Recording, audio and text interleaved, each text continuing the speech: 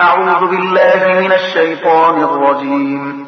پناهورم الله تعالی شړل شوی شیطان څخه. بسم الله الرحمن الرحيم. د الله په نوم چې ډیر زیات مهربان پوره رحم لرونکی دی.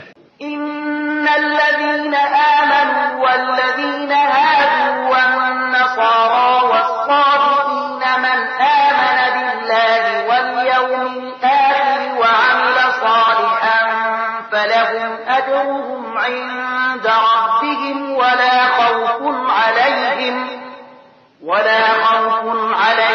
ولا هم يحزنون. باور لري چې هر څوک چې د قرآن منونکي وي یا يهوديان وي عیسایان وي یا صابئان وي نو چې په الله او د آخرت پر ورځ ایمان راوړي او غوره عمل وکړي د هغو اجر د هغو له رب سره دی او د هغو لپاره هیڅ ویره او غم نشته.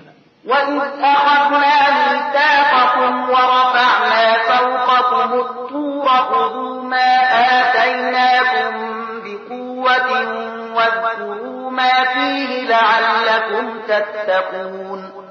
او د یاد کړی هغه وخت چې کله موږ د تور غار پر تاسو پورته کړای او د تاسو نه متعهد اخیستی او ویلی مو چې کوم کتاب چې موږ درکو هغه په کلکه ساتنه واخلي او په هغه کې د شوی حکمونه او لارښوونې زده کړئ. په دې وسیله هیله کېدای شي چې تاسو د پرهیزګاری چلند غوړه کړئ شي. ثم توليتم من بعد ذلك فلولا فضل الله عليكم ورحمته لكنتم من الخاسرين. ولهغه ورسته تاسو خپل لوز نه واوختي د دې لپاره هم د الله مهرباني او رحمت تاسو ملګرتیا پرې نه خوده کنه نو تاسو تباه کیدئ. ولقد علمتم الذين اعتدوا منكم في السبت فقلنا لهم كونوا قردة خاسئين فجعلناها نكالا لما بين يديها وما خلفها وموعظة للمتقين. او تاسو د خپل قوم هغو کسانو عاقبت نه خبر یې چې د شنبې په ورځ تیری کړی. مونږ هغه ته وویل چې بيزوګانی شي او په داسې حال کې اوسئ چې له هر خوا در باندې نفرین او لعنت وي. په دې ترتیب مونږ هغو عاقبت د هغې زماني او وروستیو نسلونو لپاره عبرت او ویریدونکو لپاره نصیحت وګرځاو. د بقره مبارکه سوره چې د قران عظیم شان دوهمه سوره ده په مدینه منوره کې را نازله شوې ده. 280 مبارک آیاتونه لري. تلاوت او پښتو ترجمه یې له شپږم آیت څخه اوري.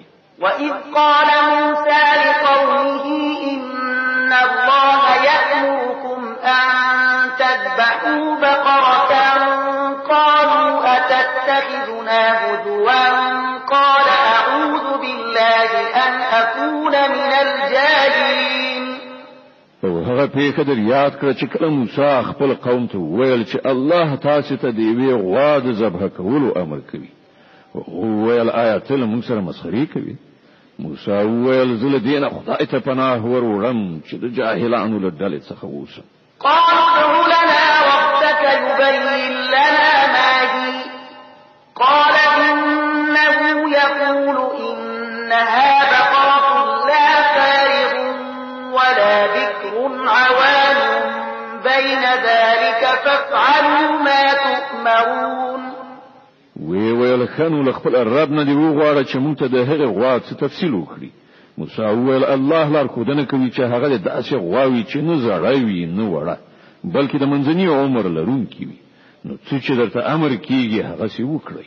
قالوا ادع لنا ربك يبين لنا ما لونها قال إنه يقول إنها بقرة صفراء فاقع لونها تسر الناظرين. او بیا ویل خپل رب نه دا هم پوښتنه وکړه چې د هغې بڼه څنګه وي. موسی ویل هغه وایي چې داسې تکه ژیړه غوا دی چې لیدونکي په لیدو خوشحاله شي.